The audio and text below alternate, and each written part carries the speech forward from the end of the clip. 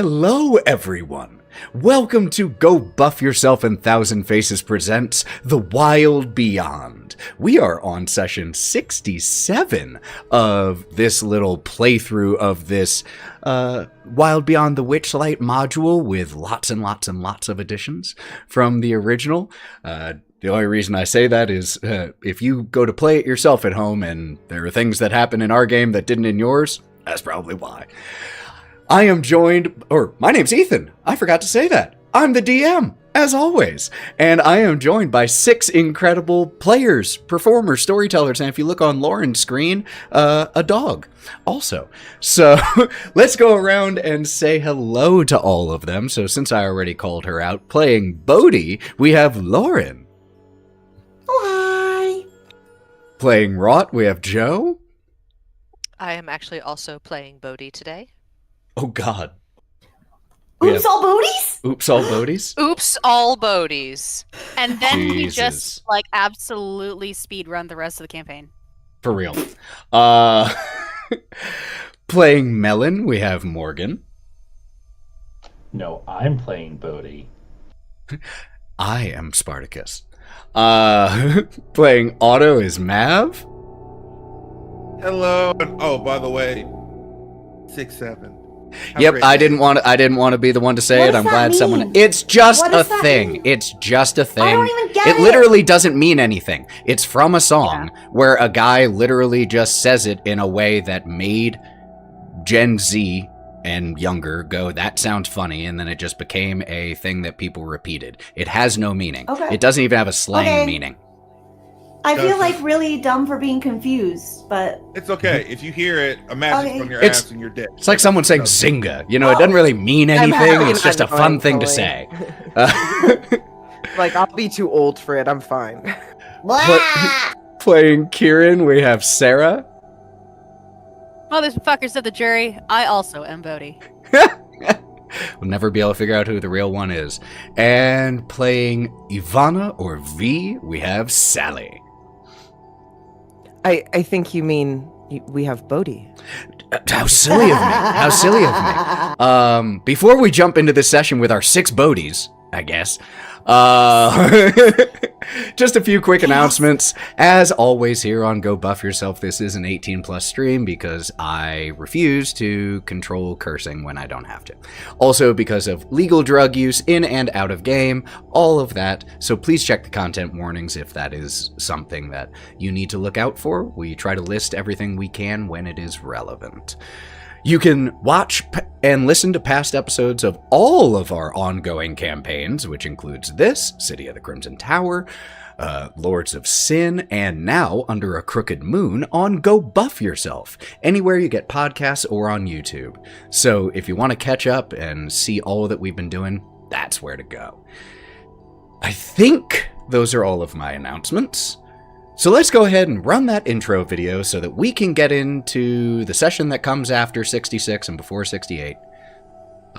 Just so I can avoid saying it. Let's go ahead and run that intro video so that we can get back into the WYLDE Beyond.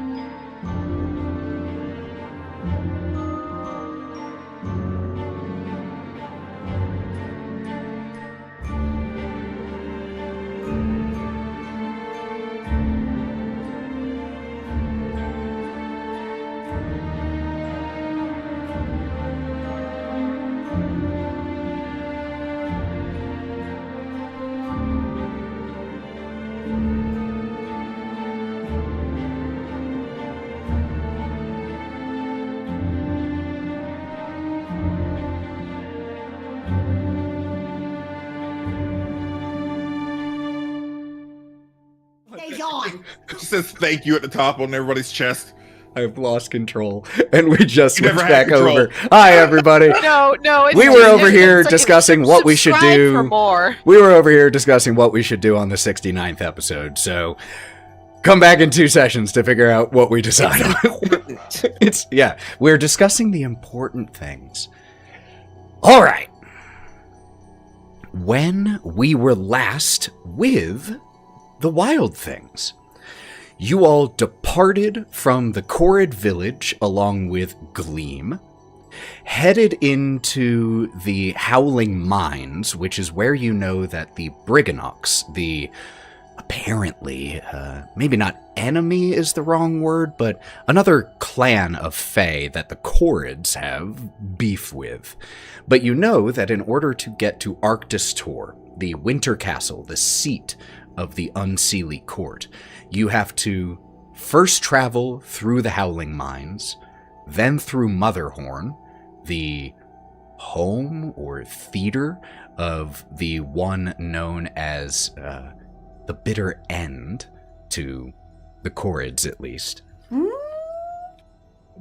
And you have to travel through both of those places to get to Arctis Tor. So with Gleam, a former performer at the Witchlight Carnival, who was looking for her twin sister, currently a, let's say, involuntary long-term guest at Motherhorn, traveling with her through the Howling Mines, you all narrowly avoided a group of golem guards thanks to a clever use of major illusion.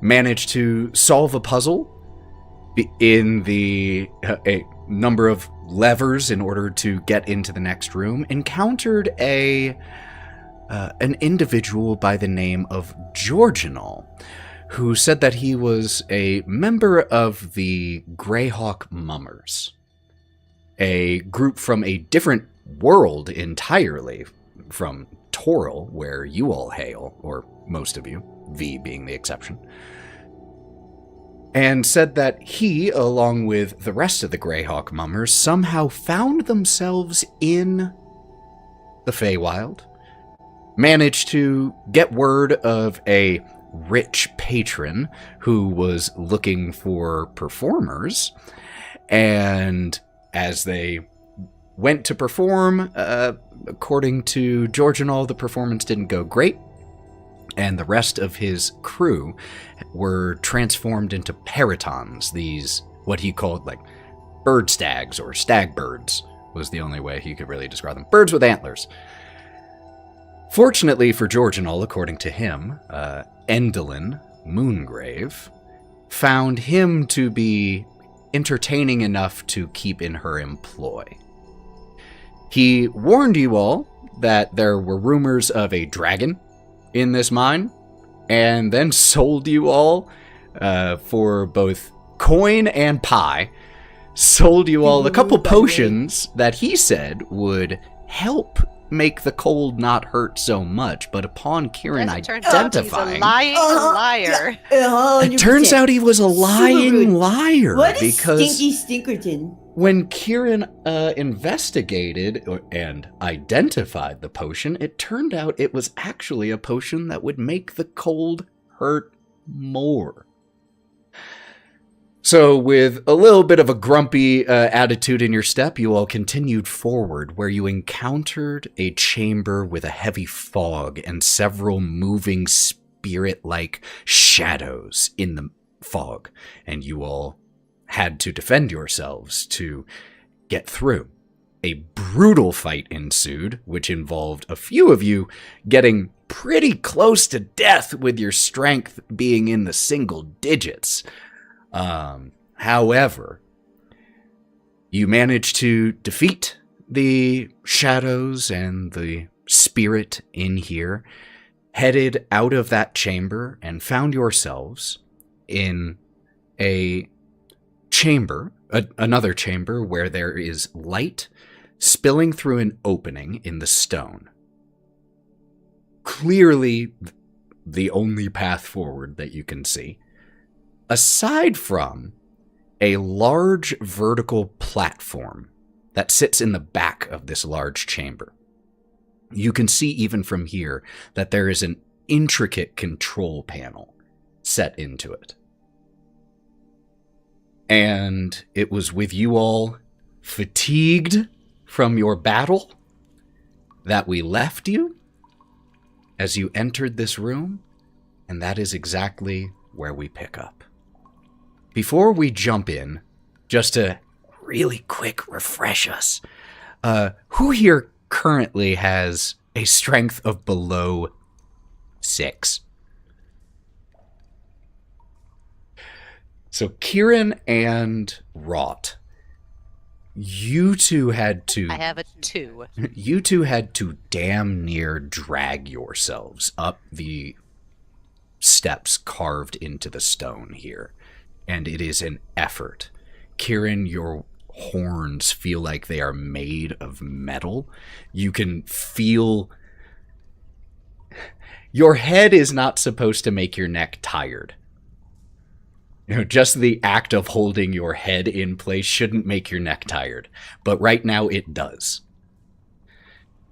And hold on one second. My camera is lagging a little bit. Let me see if I can fix that. Give me 2 seconds. All right, a little bit better. And Wraught, you, like, your wings, they are just drooped behind you, dragging little indentations in the dust because you simply can't hold them up right now. That said, as you all step in here, what do you do? I would like to scoop up both of my siblings as best I can. Because they're hurting. They need to be carried now. He catches me right before I fall and hit my face on the ground. Just like, ugh. Throw up a little bit.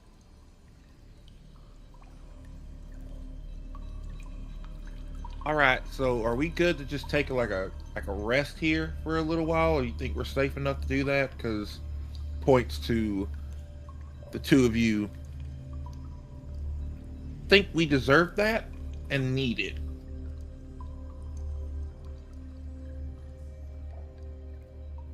There's no denying that. I can definitely watch from this direction and make an excellent door.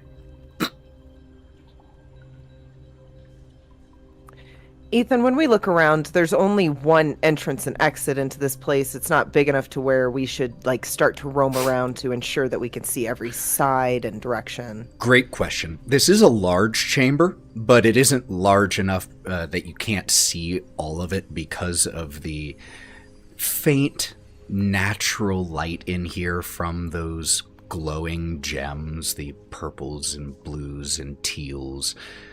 You are able to see that you can see the whole chamber, that there isn't a part you need to head to explore. That said, there's the way you came in. There is about 60 yards ahead where the light is pouring into this chamber through an opening in the rock wall. Not bright light, for the record, just some light. It's not like daylight. But in addition to those, there is also that large platform sitting towards the back of the chamber that seems to have a control panel. And if you were asking for ways in and out of this chamber, it's possible that that is a way out of this chamber also, just vertically instead of horizontally. Okay, V's pretty much gonna look over at Bodie and just be like, well, Ivana, I really think we should at least sleep for just a little bit somewhere. I mean, I'm fine to watch. I mean, we have 2 openings. Don't anybody touch no buttons for right now. We need rest before button touchage. And she's just gonna, like, point to the control panel and be staring at Melon a little bit. Just in case. They're both occupied supporting his siblings. Bodie is going to respond. Where he's going to put his hands on his hips. You know what? And he's going to pull a joint out from his shell, pop it in his mouth, and produce his flame from his thumb. I think this is a good place for us to recollect ourselves. Look at these guys. They're not feeling the best. I think it's. Let's see if we can get something warm in their tum. Get them some sleep. Right, Melon? No buttons. Points to V. I remember no buttons. Otto, do you have pen? Who has pie pen? Can pie pen make strength? What can pie pen do? Melon has the pie pan. It just makes a pie every so often to feed you, and the Feywild works in weird ways, and that's what we've learned. I mean, if I had the pie pan, we wouldn't have pie anymore. Like, who has it then? They just had it. Where'd it go? Does Kai have it? I think legitimately either Wraught or Kai has it. The pipe? Yeah, I think so. I Yeah. might have it then. Yeah, considering who did the trade with I did the scammer? trade, but I gave the pie pan back to somebody else because I don't If trust my it. memory serves, not that it's a huge mechanical concern who has the pie pan, It's important. but I believe Oh my- Kieran has it. I'll pull it out of my. Okay, first off, Kieren is like half dead, so it's understandable that Kieren wouldn't remember having a pie. He's just draped under Melon's arm, like the way you'd like pick up a cat under your arm, and just kind of like lays there with his legs towards the floor. And he reaches into his pocket, and like a Looney Tunes character, just pulls out a giant pie pan from his pants pocket, just like, ta-da! Joint in mouth. D. Maybe you can make a hot one. Juniper, by the way, V's gonna take the is pie pan. just walking around the perimeter of this cavern, having gotten the general idea based off of like Melon helping Wraught and Kieren kind of slump down. I think that Juniper got the general impression that we're pausing for a second, and so she started sniffing around here, just around the cavern, to see if there's anything that she missed, or that you all missed, with Gideon just trotting along behind. Seems to have taken a bit of a liking to Juniper in the course of this travel, and the two of them are just walking around with the awakened bush Gideon blathering about discovering cursing and lying and family, and his body is changing, and is just going off and explaining his entire brief life history to this owlbear that can neither respond nor understand what he is saying. A shrub in his owlbear. It's a classic that's all it story. is, man. It's a classic tale. Maybe one day we can get him to understand each other. At least it's not an owlbear's shrub. That's the art that I need. Instead of Calvin and Hobbes, it's Juniper the owlbear and Gideon the Juniper. bush. I'm on it. I'm on it. Yes. V's gonna take the pie tin and just her hardest. She doesn't know what she's wishing for. She's like, "Give me a pie with strength." She's just hoping a pie that's, you know, mostly protein based is gonna come so that she can feed these two something. Absolutely. Yeah. If, as you're thinking about a pie that might help give them a boost, it is indeed a meat pie that appears. What do you think, what kind of meat would it be if it were tapping into V's desires? Oh, I feel bad for them then.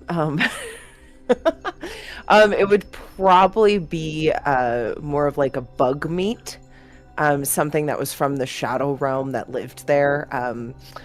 Probably one of her favorite was bogs, you know, from the dark swamp and stuff. So it wouldn't be the most tastiest of meat, but it would be really seasoned well. That's the number one thing that this meat pie is going to be well seasoned, at least.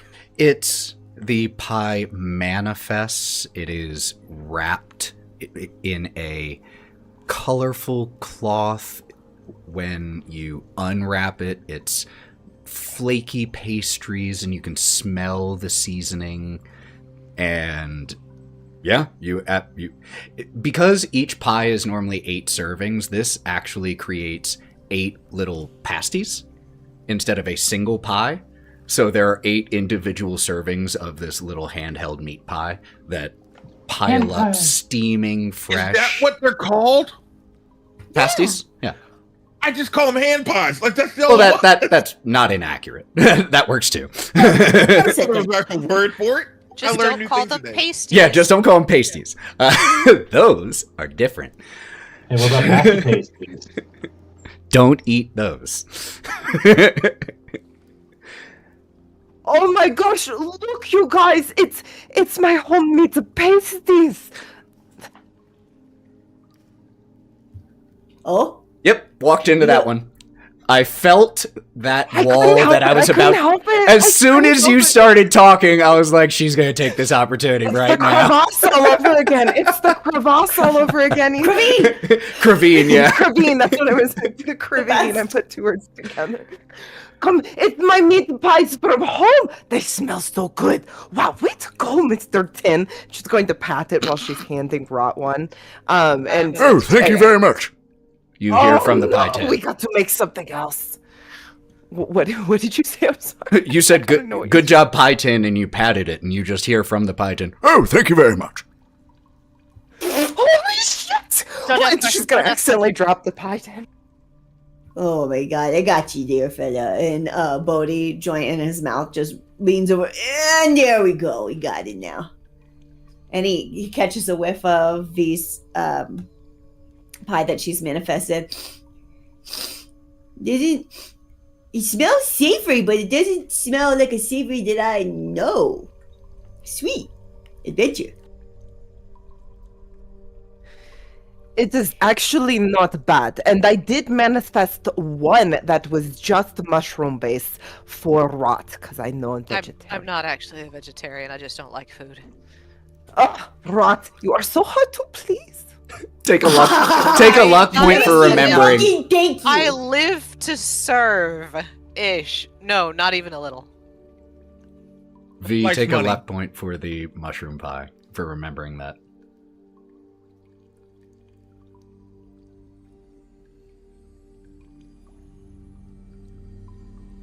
Food.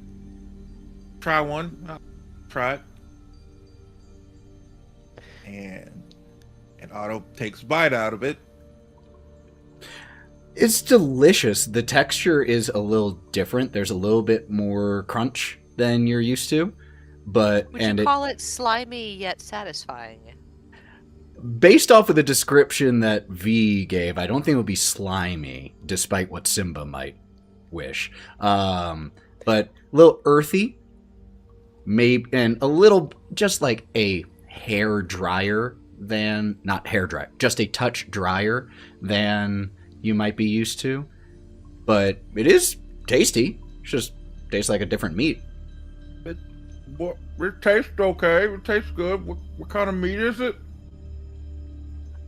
Well, the closest I could compare to here is maybe like an alligator or something.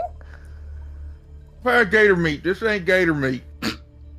Well, it's a little bit more bug-like, but it's close because they both come from swamp. Oh man, our lucky day, Otto. And he Those digs snakes in. and like oranges, but I mean they make very different pies. So now I'm really confused about what we're all eating here. No, it tastes like grasshoppers. That's what this V is tastes gonna like. scoop up the rest of the pies, put them in a pouch, and throw the tin over at somebody else and go, "Then you make the pies. I'm sorry for caring." And she's gonna go and sit down. Oh. Bad thing is just a different thing. I What was like bugs. that you cut out a little bit? That's what you got. Oh, got it. That's what you Okay. got. Uh-huh. Just puts the Kai. pie and everything else in his You feel a single Thank- tear because Melon was really looking forward to pies, and now he doesn't have pies. Great character development, Ellen. Bodie eats his whole slice. He loves bugs. Crunchy. Like it. You see a little smile from V from the fact that Bodhi ate his. Just a little bit. But he doesn't acknowledge that you see that. He doesn't. He just eats it. Yeah. Okay, have fun with your bugs, kids. And I kind of slither my way out of Melon's hold, crawl on all fours over to a wall, and just fall over on my side like a dying horse. And Kai's going to like also do something similar, but he ends up doing like this sad somersault out of Melon's arms and lays on the floor for a minute, and also just crawls over and lays down on his face and is immediately snoring. I don't know if I've ever conjured the image of a sad somersault before, but here we are. I love it. It's like he's put his arms funny. out so they can press against the floor, and then just like the rest of his body slides out from in the curve of Melon's arms. And as he does this, kind of like the rest of the flop down, he just lays there, Love and it. that has to like roll over. There was no follow through. It was just like he got halfway there and then gave up. Seen that The happen in worst real life yoga. before. It's fucking hilarious. Anyone who's not a gymnast over about the age of 18 trying to do somersaults. Probably Mine involves a witnessing little bit that. more screaming. I'll find whatever bedrolls we have, lay them out, literally just pick them up, because you can't stop me, and put them in something more comfortable than the stone floor. all breaking. Yeah, when you pick them up, Melon, you have had to, even since your transformation or in the time since your transformation, since becoming 3 from 1, you have on several occasions lifted each of your siblings. They feel distressingly light when you pick them up. Wraught is always light, but you barely notice lifting her right now. I'm paper mache.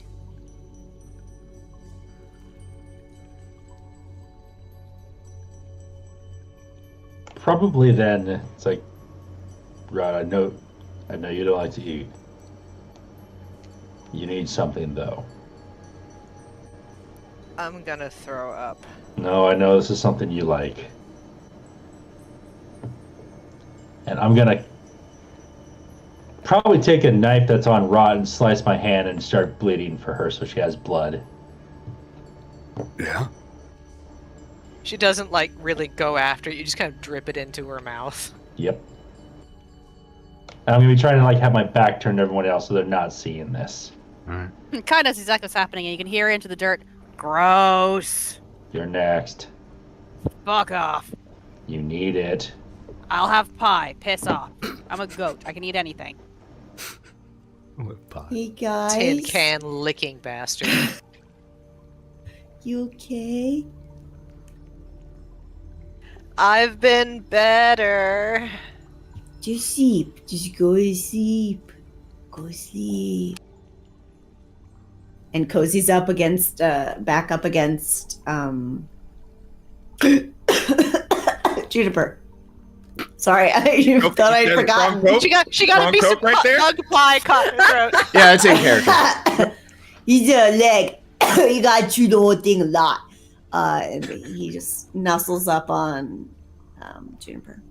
Goes to sleep. She just Watches sees the you coming over and does a couple circles and then lays down, and as you snuggle up into her, just drapes her large owlbear head across you so that you are kind of wrapped by this owlbear.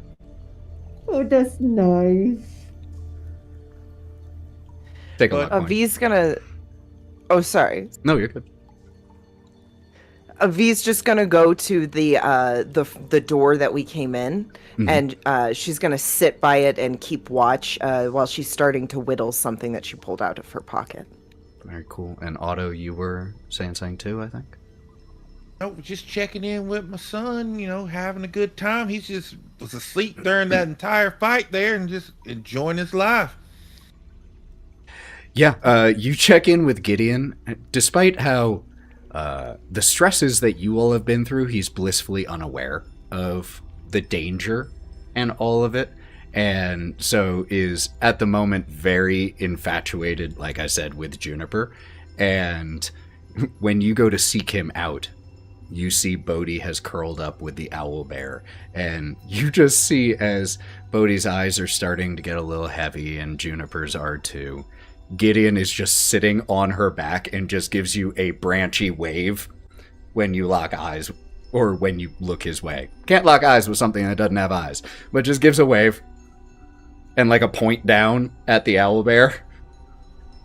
You having fun, bud? Are you close enough that he can talk to you? Yeah. Oh, okay. Yeah, I've already walked up. Yeah, no, the owl, they said her name was Juniper. She's very big and warm, and she listens to everything I have to say. She doesn't talk much, but I think that's because she's just like a quiet person. Like I was a quiet person, I think, before I learned how to talk, and maybe if she just learned how to talk, maybe she could say things and tell us what she's thinking more. Do you think we could make her talk like you made me talk? Well, honestly, that would be cool, but I know Bodie can talk to her, and they talk all the time. And what I've learned is she's really, really nice and really, really sweet, and will protect the people that she cares about. How come Juniper can only talk to Bodie, but I can talk to everyone? The Feywild's a funny place, son. Some people have like really good magic that they can talk to animals, and some people are animals that can talk to animals. It's weird. I don't get it. Actually, That's neither okay. do I, son. But there's people that can talk to plants. You can talk to plants. You're doing it right now. I am. Well, I am, actually. Yeah, I am. I am talking to you. You are a plant. But you're more than the plant. Well, I don't get it, but that's okay. I don't have to get it, because if I had to get it, there's a lot I don't get, and that would be bad. So I don't have to get it.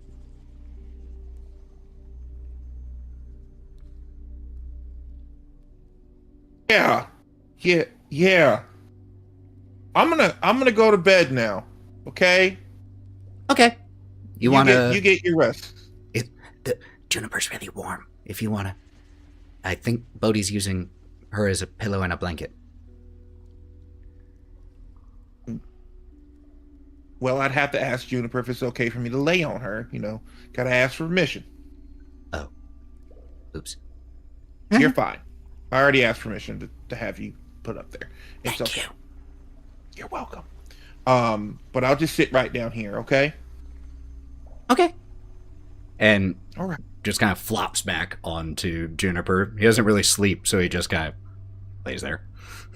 He's a bush. Also, buddy, if you see anything that doesn't look like us come in here, please let us know. Okay. All right. What about Hey, the... Kai. Oh, yeah. Probably as I'm dealing with Wraught, still drip feeding. It's basically an IV. You're gonna feel a nudge from his other hand. He's got he's trying to give you something. He looks up at you with intense suspicion. It's like actually holding something. Have some berries. It's like 10 wild blueberries. It's good berries. Jesus. Freaking good berries! Eat my berries.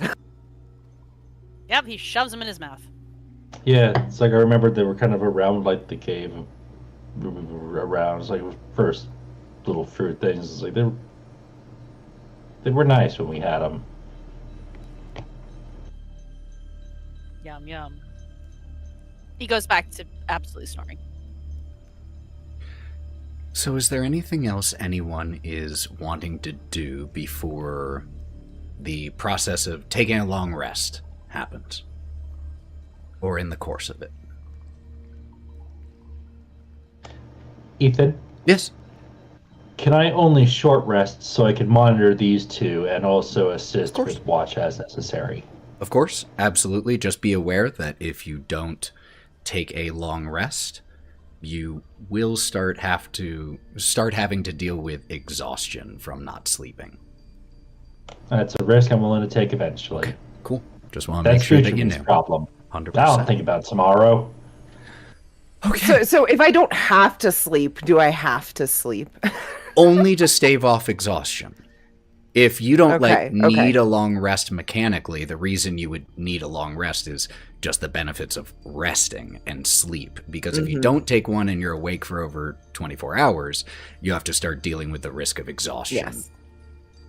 Yes.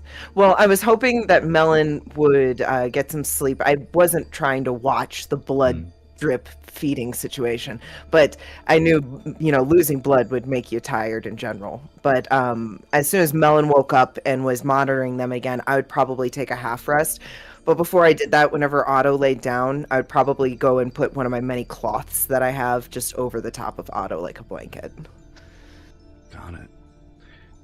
So, it sounds like, based off of what Melon and V just said, that because Melon is taking a short rest, not a long rest, Melon doesn't need to sleep.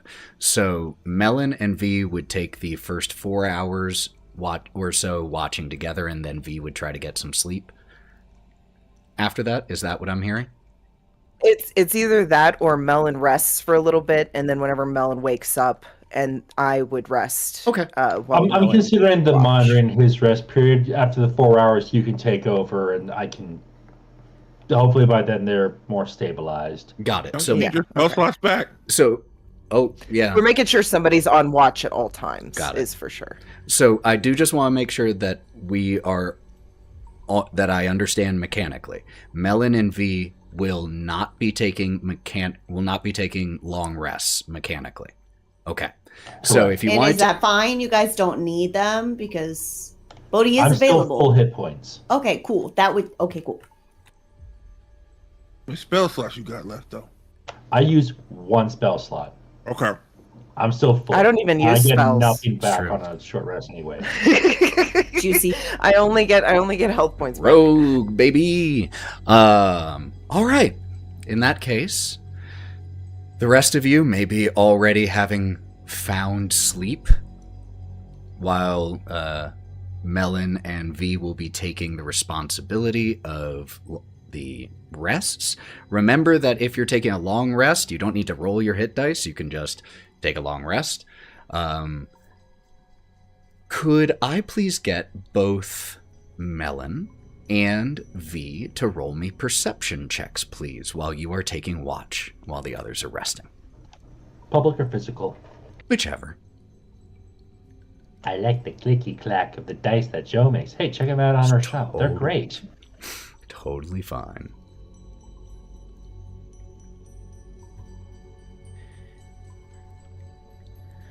I got a 12, but Cool. I'm gonna put. Hey, don't worry Okay, about it. should I put luck points towards it? I feel like I should put 16 luck plus 6, points. 24. Well, Melon has a 24. Oh, 22. 22. 22. We're probably good. If you want to put some luck points in there, you can, but I doubt you'll beat a 22 with it. Okay, yeah, I definitely won't be a 22. Yeah. So, Melon, your lion's ear flicks a couple times as you catch the very, very, very distant sound of tapping. It reminds you of that loud tapping noise that you heard up in the Korrid village that drove them to anger, but much more distant. But it sounds like dozens and dozens and dozens of these tapping sounds. But it's very distant, and the sound fades away, and you only catch it every now and then. Other than that, your long rest goes uninterrupted. Everyone who is taking a long rest can do so. Do our strength scores? Yes. reset? Those of you who had your strength drained by the shadows are back to normal strength scores. I can't Is that- remember the last time I had a long rest without anything happening in an Ethan game. I will admit. Enjoy. It's been a long time. You Ethan, I picked do a have good question location to regarding rest. that. What? The strength's only reset on a long rest, correct? No, any rest, short or long. Oh, cool. Excellent. Mine will reset that. Mm-hmm.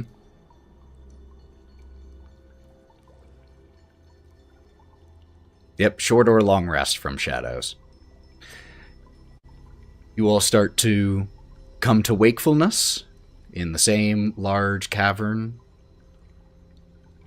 What y'all doing as you wake? What's the plan, y'all? I want to press the button. How is everyone feeling? Are we feeling good? Good morning, everyone. With a cordial gone, fine. Cordial. Guy's gonna stand up and do a like a cartwheel. He's like, all right, good, great nap. Feel good. I got a great idea for breakfast. Where's the pie tin? And I think it's probably just shifted around because I believe Bodie picked it up. Mm-hmm. So he's Like just gonna. V just threw it, so somebody picked it up. Yeah, so he picked it up, and he's just gonna go, okay, breakfast.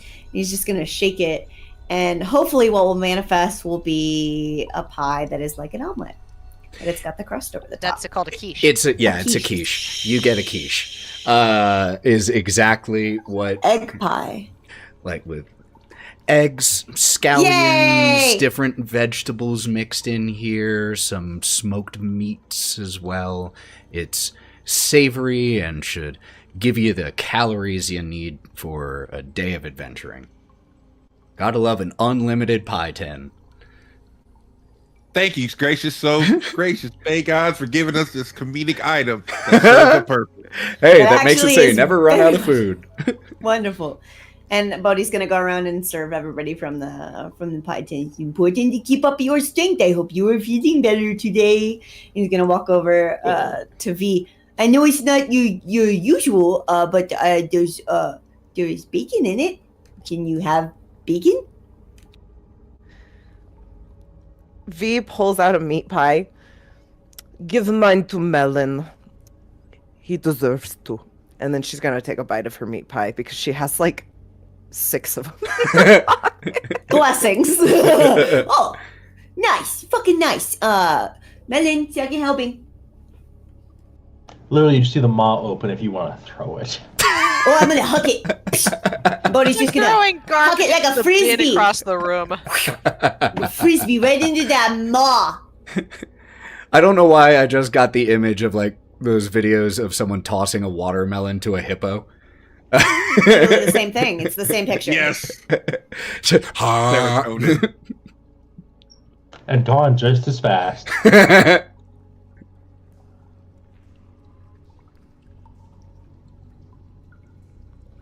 V's standing over the panel and just looking at it while she eats her meat pie. She's Oh, not cool. very good, but she's gonna do a little bit of investigation on it. Can she tell if she can read any words? Why don't or you if make there's me an anything investigation that's check, V? blinking? Okay, but she's not gonna touch anything. I just want to Totally. make that Hear known. you. Can I 100%. help out with that? Absolutely. Why don't you also make an investigation check? The two of you munching on quiche, just Fucking just staring at Okay, this so- machinery. egg pie. See, here's V. V's munching on her quiche, on her meat pie. I don't know anything about any of these, but they look pressable. And then she's just gonna keep munching. She got a 2. You're right. Guess we got a 24. Sarah, you have rolled 2 nat 20s so far tonight. One of them was just a test roll for your strength, and you rolled a nat 20 with a -4. And now another nat 20 on investigation. So with a 2 and a 24, both of you take luck points. One for that awesome clutch nat 20 and another for a great description of a 2. It's V going up and just like squinting really hard, but she's looking at the wrong part of the wall, and Kai's just like has to walk over and try to turn her the correct direction because by then he's already analyzed it. Like you were... It's like a person who's reading a newspaper upside down, and you have to like come up and like rotate it for them, and you're okay, over there. V, even with a 2, you're able to determine a few things. And of course, Kieren with a 24, you're able to determine these as well. The panel here, there is, like I said, a platform on the ground. And there is a panel that is attached to it at about chest level. It has a dial, a slot for a key, and 2 buttons. One an up arrow, and one a down arrow. Kieren, you are able with a 24 to discover or to figure out a few more things. One, just for what it's worth, this platform looks like it is some type of steam-powered elevator system. The dial, you determine, controls the speed of the elevator, and the key is necessary to activate it. But with a natural 20 and a 24 total there, you think if you wanted, you could pick that key lock and activate the elevator without it. Might be tough, but you think it's possible. Does anybody have guidance in this party? I do. I might give it a shot. What are you doing, Kieren? There's a lock here with my name on it. Also, by the way, this is an elevator. Does everyone know what an elevator is? Did you go up and down? Yes, it does, Bodie. I do know what an elevator is. It used to bring us into the pits when we were in the Coliseum in Waterdeep. This is exactly it, but it's probably for like ore and shit. Shit, yeah. Or what? Different. Or else. Okay, anyways, so dial controls the speed. Don't touch it unless you want to go faster. I'm going to try to pick it and, see if we can go. Otto, please share with the class. Well, look. I know that if there's any type of lock that's going by that, you've got it. So, and he just kind of pats you on the back. You got it, Guidance. I feel so motivated. Is this because I called you sport a while ago? Have we, had this connection now? This is great. All right, I'm going to try. So you can go ahead, and it's dexterity plus your proficiency. So that's a +7 already, plus a d4 from guidance. I'm going to let you know here, the DC is 22 on this thing. But you at minimum have a +8.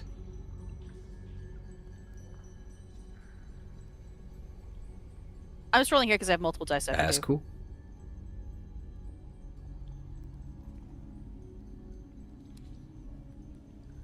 She's doing the fingers and toes county.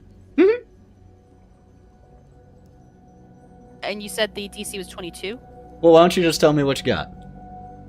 So I rolled an 11 on my normal dice, so +7 is going to be the 20, but I only rolled a 2 on the D4. You have points. Hold on. So you rolled an 11. We also have luck points. You got a +7 So off the 18. bat, so that takes you to 18, and you rolled a 2 Oh, yeah, on the D4. sorry. Yeah. My bad. I'm bad at math. That's why I have a political science background. So you're at 20 I have 20, yes. already. And so I was thinking about using 22 if it was 22 because I couldn't remember what you said. It's your choice. I'll put 2 luck points towards it myself because Okay. I don't think you've passed it. It doesn't look like an Ethan you've passed face, but I don't know. You can put the So two that that's you rolled earlier. 2 of your points to give her 1. Give Kai 1. And Kai, I'll you have luck points still, right? You still have yeah, some, and I'll right? use mine to get it to 23. 23. With Otto encouraging you, with V encouraging you, you're used to picking locks. While this is still picking a key, it's a different beast. And so your nerves, I think, for a second start to get to you. You feel your hands shake just a little bit, but with the support of your friends, you take a breath. Listen and feel the tiny movements inside, and as you feel it click into place and you rotate, the elevator starts to roar to life. It doesn't move, but the machinery starts to grind Jackpot. Good job. Thank you. I never doubted you. I knew you could do it. And she's gonna eat the rest of her meat pie and then look at the opening of the elevator. So, does it open? And this is definitely the direction we want to go because there is an opening right there. Yeah, I don't know which way we're supposed to go. I like to I'm- have options. Come on. I mean, I guess we could always come back. Yeah, and if we have to pick it again, maybe Kai will do a better, fancier job. Better than fucking this. This was a masterpiece. You could hear the Skyrim level up sound of it getting to like lockpick 100. What's Skyrim? Maybe lockpick 23 Skyrim. I guess I haven't been up that high. It sounds like a cool area, Skyrim. I'm from Shadow area of Sky. Ooh.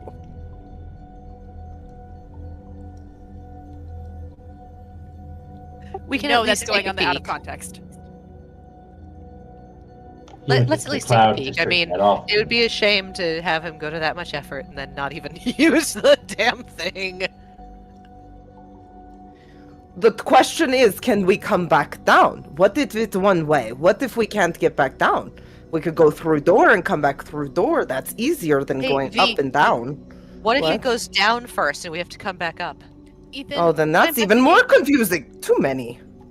Could I tell that it was able to go up and down? Like, So with there the is location? there is no hole in the ceiling above. There is platform below. There is the metal platform that has clearly been.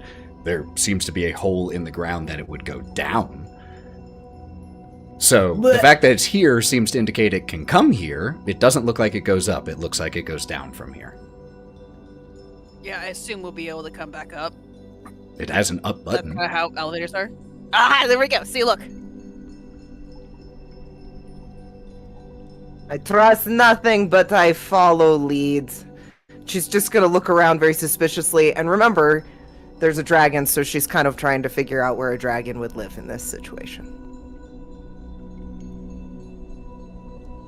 Sometimes Probably dragons deep in the have cave. cool stuff. I would know. And I am currently very poor and would like to not be very poor. So if there is a dragon, let's go that way. I didn't give your money to some guy and get a potion that wasn't, for cold and I stuff. didn't pay him shit. And he was not a nice dude. Like, come on, really? You're gonna accost someone with wares and they're not even good ones? Shithead. I mean, we can always double back and kill him. Oh, well, then that makes us rude, but karma's a hell of a drug. We'll put a pin in that one, and maybe we'll decide to do that when we come back up. Good idea. Ladies first, and I'm going to gesture at Melon towards the elevator. Oh, he'll definitely get on first. Princess. Love him. You all climb on board the platform. Kieren, do you press the button? Yes, I do. Slapping the arrow that points down, all of you feel a momentarily nauseating lurch as it drops only about 6 inches, but it drops about 6 inches instantly as then the machinery catches and it begins to grind as you all begin to descend. You pass through a vertical tunnel of stone. It is dark. And when it opens up once again, you see that it is dropping down into a very similar looking cavern as the one you exited. It is part of the same cave system. But as the elevator, the steam releasing as it hits this bottom level. Let's go ahead and take our break. And we will pick up here on this new level, because we've been going for about an hour, and I think people might need to refresh. So we will be back in 5 to 10 minutes, everyone. Don't go anywhere. Grab yourself some water, because we're going to be picking up right here on this lower level in just a few. Be right back.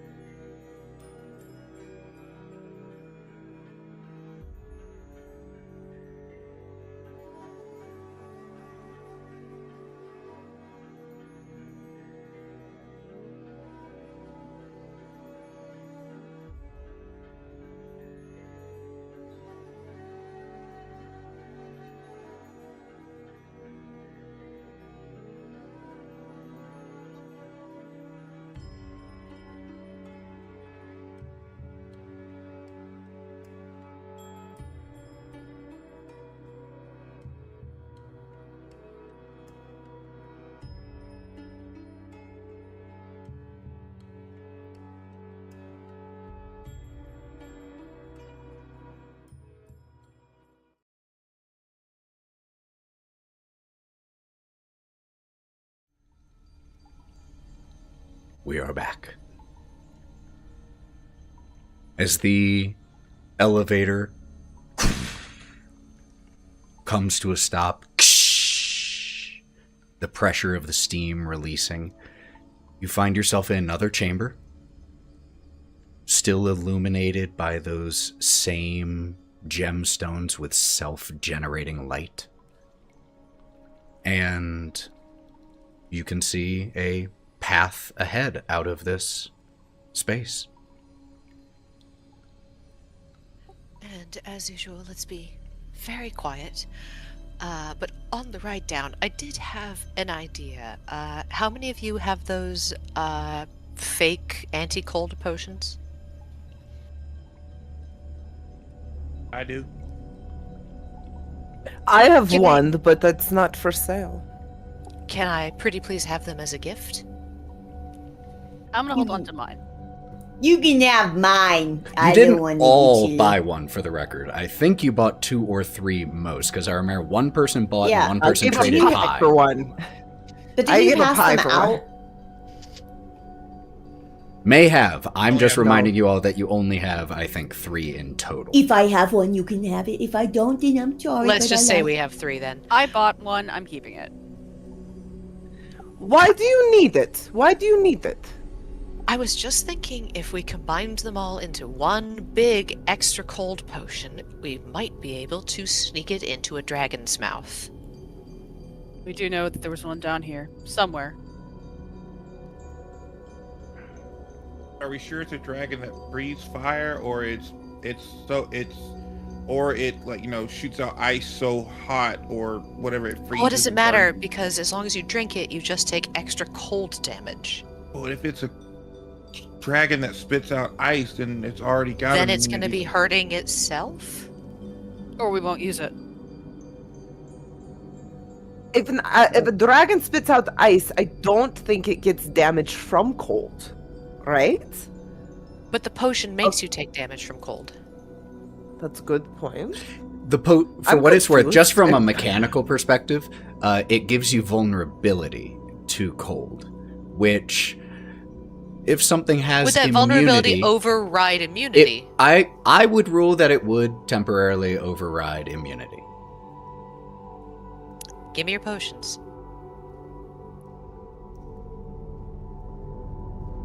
Still looks like you have 3 of them, Joe.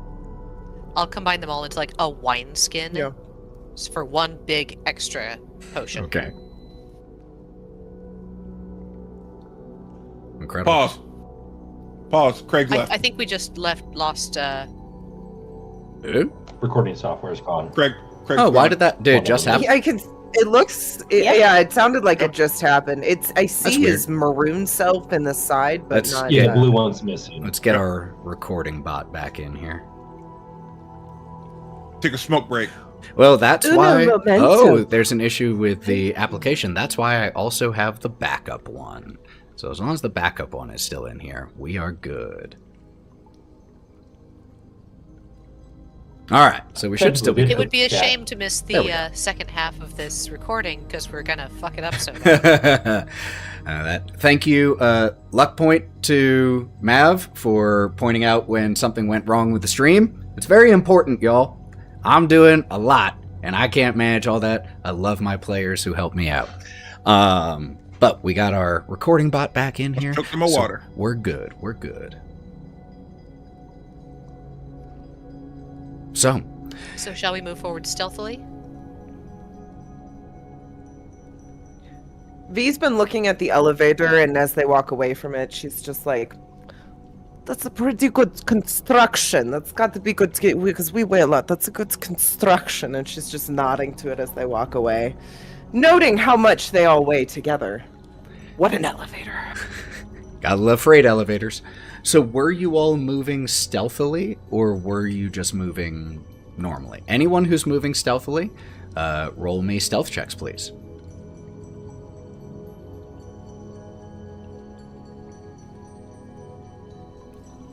17, and I'm popping. Yeah. 7. Okay. I'm gonna put a luck point towards it to make it a dirty 20. Nice. 19 total. Okay. I rolled 9, and I'm going to use the rest of my points to also make it an 11. I rolled a 2 plus 7. Wow. Okay. Melon? Disadvantage 12. 12. Okay.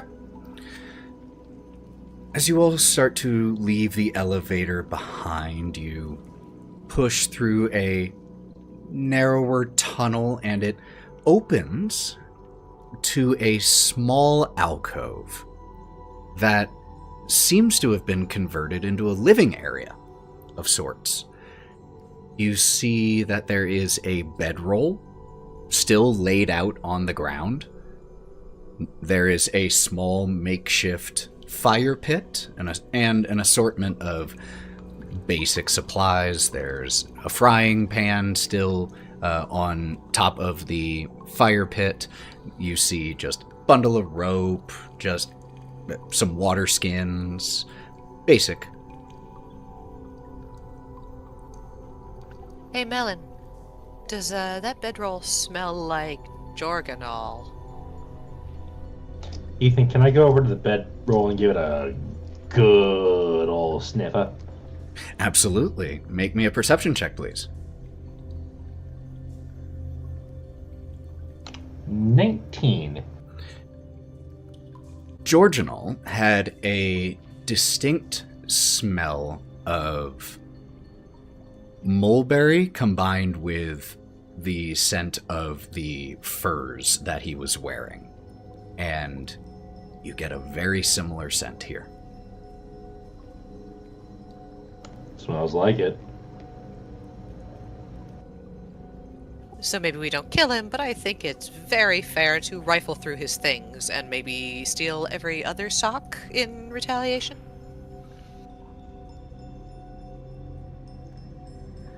So cruel. Oh. No. Take the socks and just stretch them. How about we cut holes in all of the feet of the sock? Like when you put your sock in and then your toe pokes through? That's the worst. It is the worst, man. it's the You'll fuck up your whole day. It's so terrible. I stopped wearing socks for that reason. Cause then you feel You're it in not your wearing boot, man. socks? I'm not wearing any shoes. Look at my beautiful feet. Oh my And, god, none of us are V wearing shows shoes. shows off her feet. Yeah, isn't only Bodie wearing shoes? I am wearing Yes. shoes. I got boots on, man. Yeah, but Bodie, you don't have any socks. And if anything, they're closer to sandals because you can still see your toes.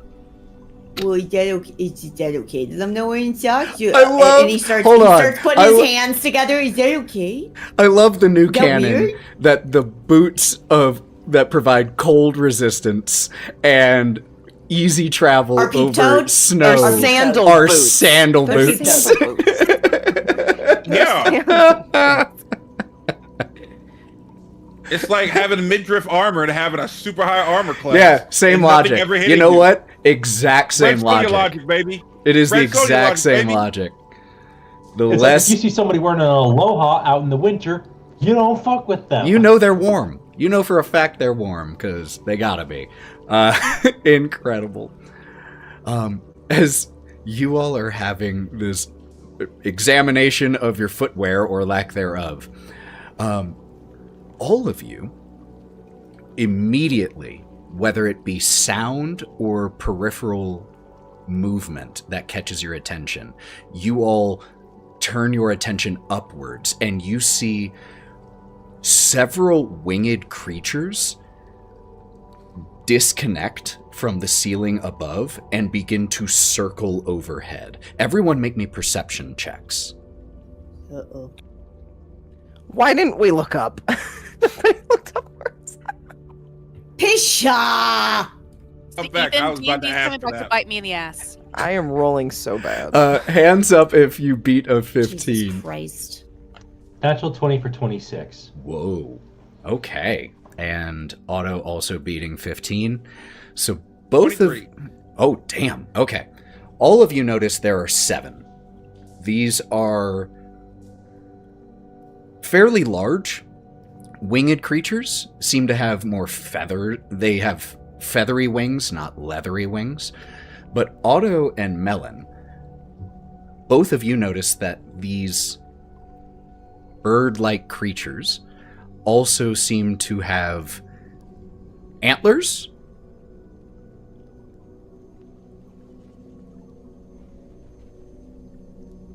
Winner, chicken dinner. No. Does anyone like recognize these creatures though?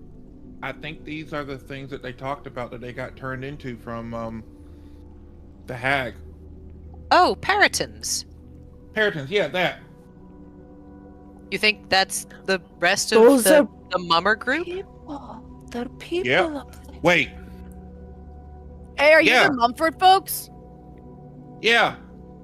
You No, it's not shout. Mumford and Son. It's the mummers group. Mummers, Mumfords, whatever.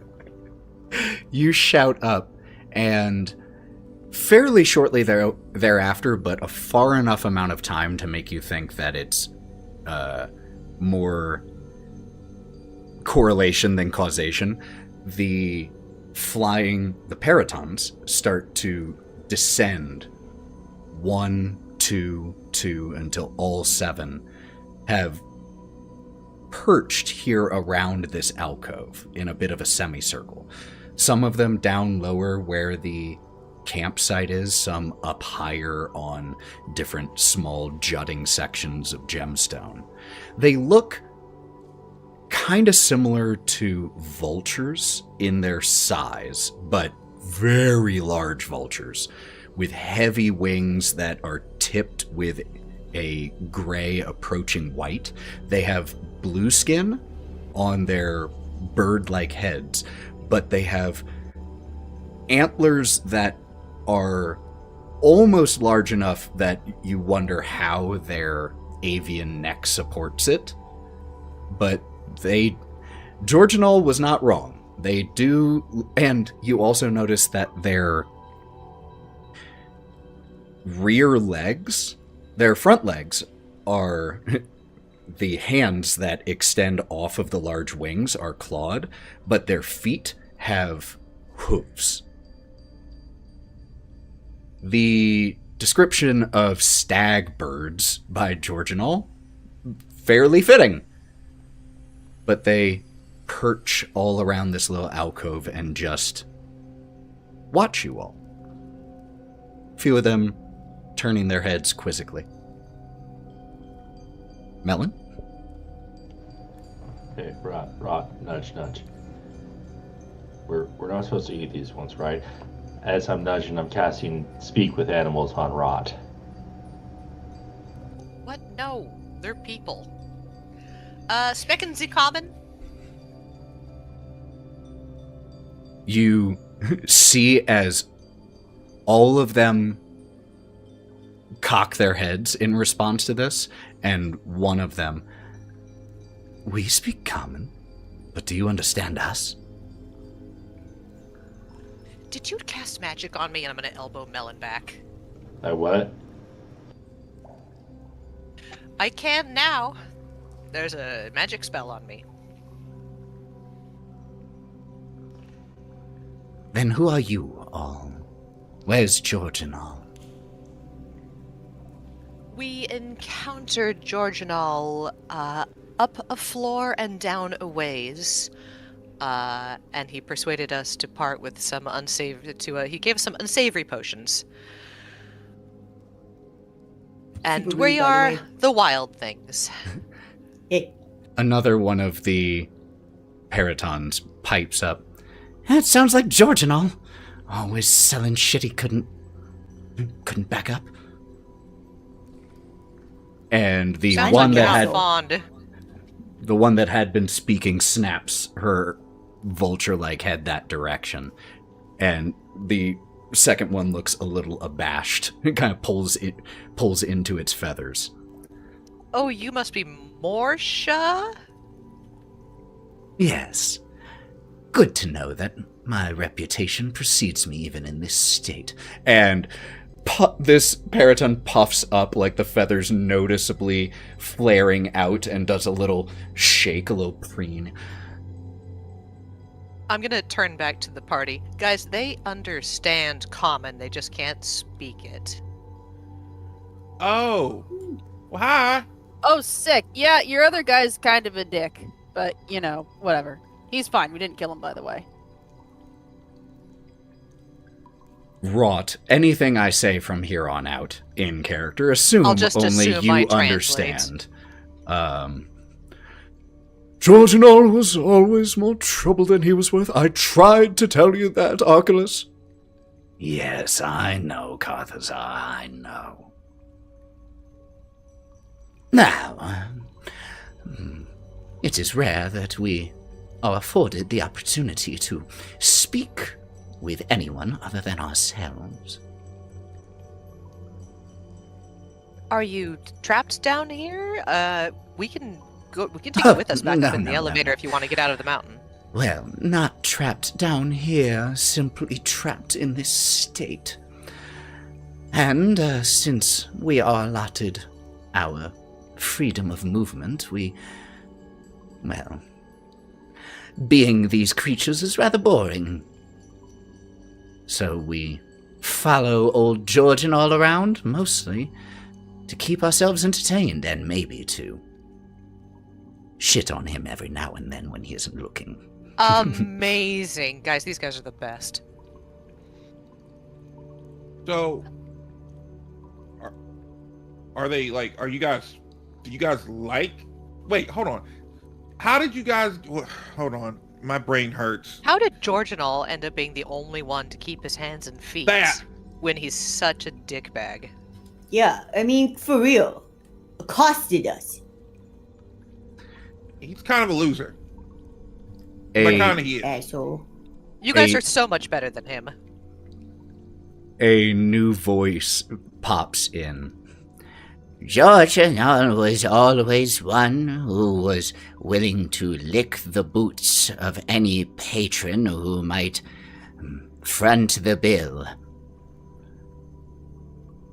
He, well, you asked how he maintained his status.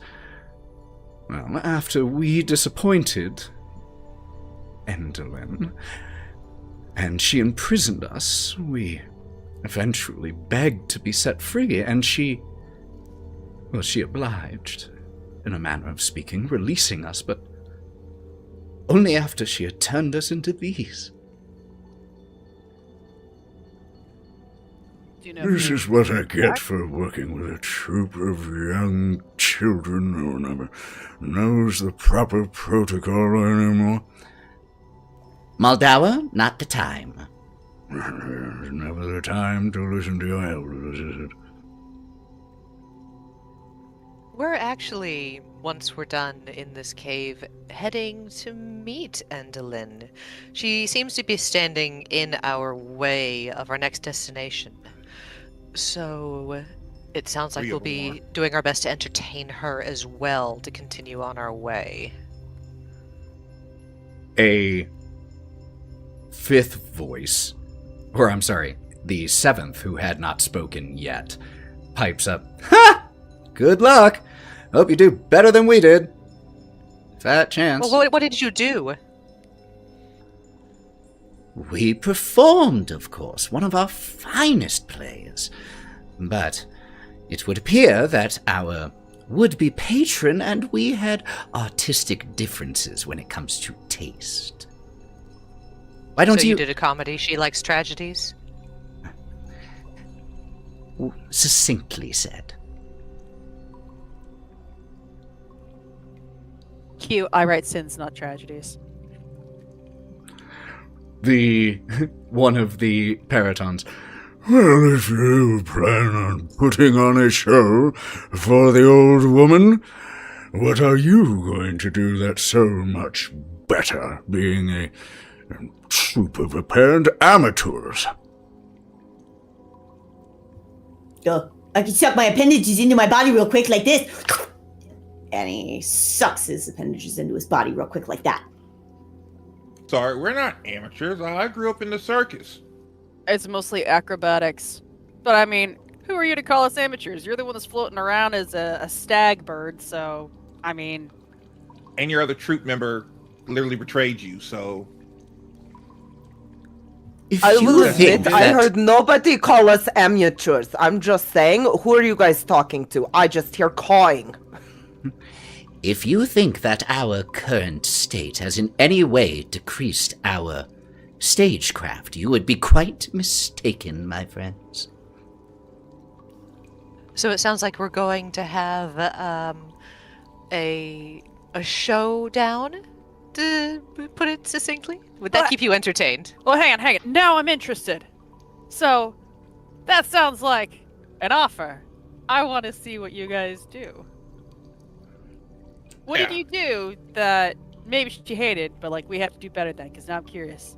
Well, if we are going to show you what we're going to do, then or if we're going to put on a show for you, then fair is fair. You gonna put on one for us after? Fine, but then we have to figure out a way to make acrobatics look like a tragedy. That's I it, got it. everyone. Not hard. The one who you correctly identified as Morsha, who has been doing the speaking, flutters down to the ground, and with one of her front, with her hand, her clawed avian hand, begins to scrape a small line into the stone, just mostly the stone dust.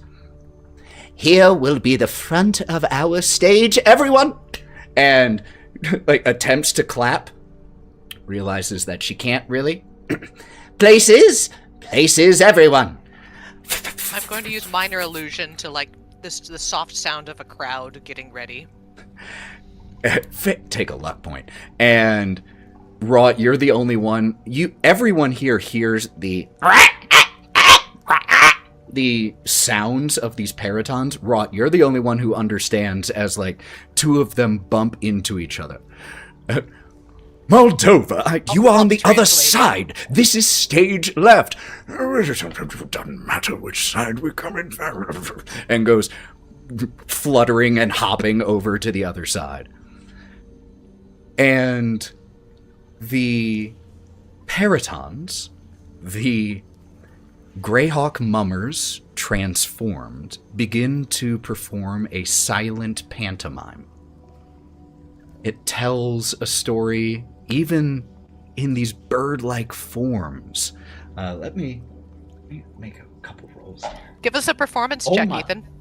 Well, with a 17 and a 19 It should, on the it die. should be public, Ethan. How dare you? 17 and 19 I on the mean, die. Like, we're trusting them. I trust him. But even through these avian forms, it communicates a story of forbidden love. It's a very Romeo and Juliet story of two dissident factions and the two star-crossed lovers who end up absconding and being able to find love away from all of the turmoil of their political intrigue of upbringing.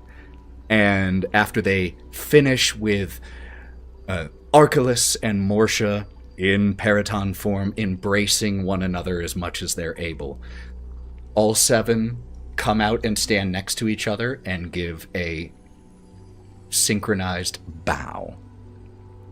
Oh, I V starts been very crying and politely starts standing and applaud. applauding. The illusion crowd applauds. It's almost like watching an opera that you didn't know the language to. So V was like crying a little bit quick. It's so beautiful. They have it down so well. And Wraught, as you use magic to simulate the roar of the crowd, Morsha, with her hoof feet, her stag-like feet, takes 2 steps forward, and you can just see in the way that she stands waddling forward, her neck stretching up tall, as if she's looking to see the crowd beyond you all. And she just kind of paces 2 steps to the left, then 2 steps to the right, closes her eyes for a second, and just stands there, embracing that moment, that sound, even though she knows it isn't real. For a second, it is. For a second, she suspends her disbelief, and she is on stage again.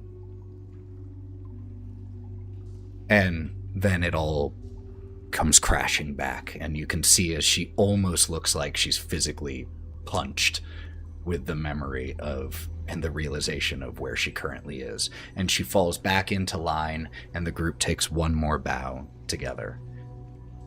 And one of them starts to waddle off on his own, the one who had been identified as Moldauer. Good enough or something. Kieren? Ethan, as she's doing the, the bowing and, looking off onto the crowd, Kai's going to lean over to Mel and go, "Hey, aren't you able to break some curses? You broke a hag curse on us. Are you able to do anything for them?" Interesting point. Let this finish. I like plays. You know this. Yeah. You put it on the back burner. Put it on the back burner. But like, What's a back burner? Maybe. Don't worry about it. You don't cook, so that's fine. Okay. Are we talking about cooking? What? As they're having this conversation, Gleam nudges you, Otto. And it's in the moment where Morsha is taking it all in, and she just kind of leans down towards you. There's no better feeling. Did you ever get on stage? At the carnival? A few times to help out when people were sick. I was an understudy, what they like to call. But most of the time I just did a lot of the manual labor around town, around the carnival and stuff, and odd jobs. I ran a couple of booths in my time being there, but my buddy was more on the on-stage part. That was his calling. It was just nice to be there. Well, even being an entertainer is fun. A couple times on stage, was it exciting or scary? It was both. Like the excitement of being on stage and hearing the reactions from the crowd is heartwarming and endearing, but there's also that fear of being up there and being completely vulnerable when you're on stage, because anything can go wrong and you just have to wing it. Wing it, and points towards the group of bird performers. Well, first time I ever heard that sound, I was addicted. Me and Glimmer both. And as Morsha steps back into line, I know exactly what she's feeling right now. Give anything to feel that again. How long ago were you gone? The posters that were there were faded. Like they had been there for a long time and deteriorated. When we had new acts come in, I remember putting the new posters over it. We only left a couple months ago, though.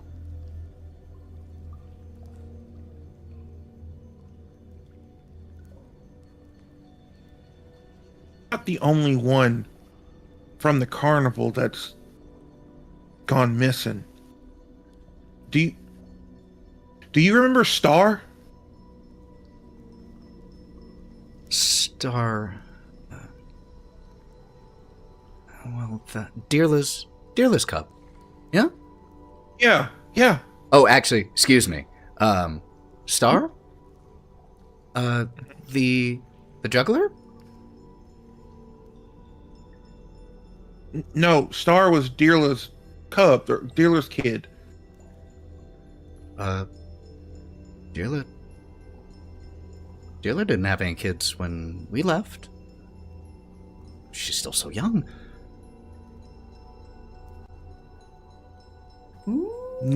Oh, Dearla's grown. She's a grown woman. She had her kid. Her kid got taken or whatever. We just sent him back a few days ago. Ooh, you got some time fuckery up in here. Then either we're thinking of a different Dirla, or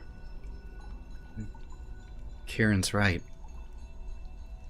Something's weird. But,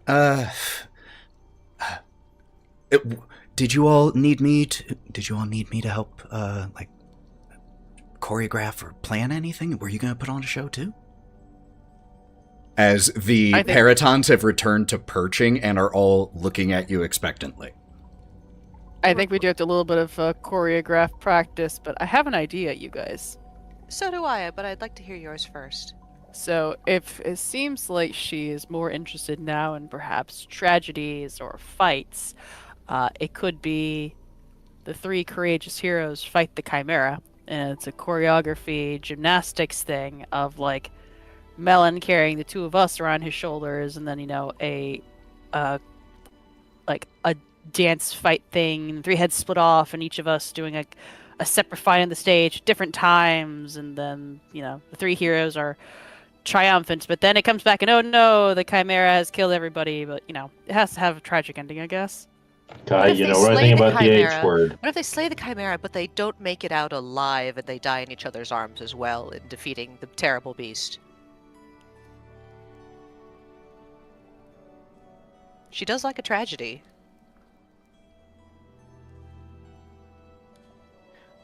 She could like a rom-com too, like insert some rom-com in there, and then huge tragedy befallen the man who fall in love with this all woman. right, you can kiss Otto on the mouth before we get started. Well, you are very cute, Otto. I just want to say that, but I'm not trying to attack you. Wraught is just saying something. You're very cute. I'm just saying. I like somebody already. I'm sorry. You don't have to apologize to me. I don't. Wraught is bringing this situation. Now it's awkward. What? And awkward. That was very Wraught of Wraught. And looks at V. Very Wraught of Wraught. I mean, I don't mind it. Honestly, I do think a good fight would be a great way to showcase that what we can do, because let's be real, a lot of us in this party are more physical than anything else. Are you looking at me? Who are you looking at? What? I'm looking at everybody, like in turn. I'll fight anybody. That's what I used to do in the pits. So it's great. Just please don't actually hit us. This is meant to be a mock. You don't want me to kill you? Dang, I don't know if I can pull my punches maybe right. Later. So then, for the sake of brevity, it sounds like we're pretty much on board with doing like the staged battle of the 3 heroes versus the Chimera. So, Are we saying this is a dress rehearsal for later, Kai? Is this dress rehearsal for later? We're showing all of our cards now to these. This is workshopping. These birds. Hey, what if we These got are like? People who look like We birds. are. I apologize, and she's gonna bow. Hey, can I mention something to me? What if they weren't birds? Yeah, give it a shot. Try it. Hey, Wraught, where was the main one? Can you ask them to come here for a sec? Sure. Before we get started, I suppose. Morsha, can my companion take a look at you really quick? Just for a little thing. It might be nothing. Make me a persuasion check if you're not providing any more information than that. He wants to take a look at the hag's spell. Well, very well. Comes hopping forward. And stands profile to you. This is my good side. I will pick up like chicken, both hands, and attempt to do Unhand me! The disrespect! Tell him to put me down this instant. This is an let me Melon, go! put her down. That's a person you're holding? While holding her, I'm attempting to do remove curse. Okay. This requires a roll here. So could you please roll me a d20 publicly? Got it. And your spell Natural 1. The Is there anything Melon's we can do to Ethan, help with that? before anything, can I realize, wow, I'm shit at this. Can I pump in another level? Can I pump in another spell slot to do it again?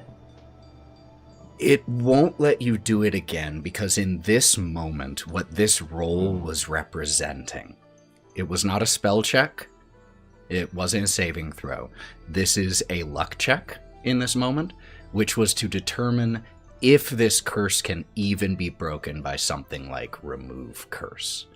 And with a nat 1, the dice say they can't. Well, I mean, And it would check out because it's like, hey, you know what? I've done it before. It'll work this time. and it took you how many tries with friggin' Gromp? I think one. we were on. No, because remember you were back there going for. He was out of It was spell like slot. 60. Ethan, I didn't have spell slots. Right. Yeah. No, I know. Yeah, it only I'm took talking one about roll. what Melon knows, not mechanically. Oh, yeah. I'm talking about Melon's experience. That he tried 60 plus times to no avail, so this probably isn't that surprising.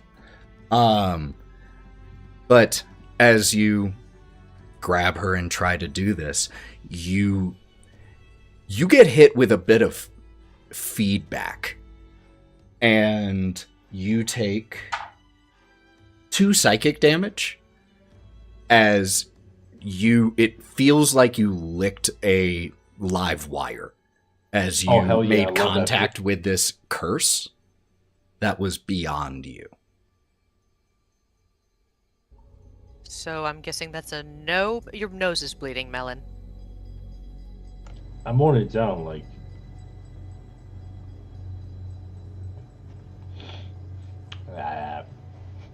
Well, did you figure anything out? I hope you grabbed my nethers for something.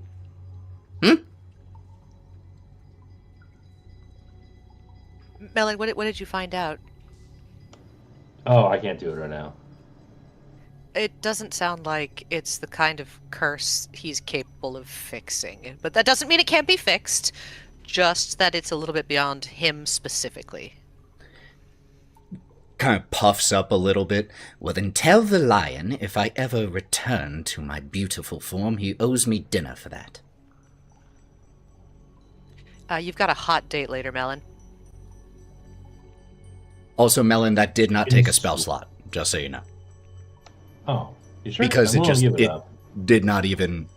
There's no reason that should consume a spell slot for you because it had no Your chance call. of having effect. No, take that back.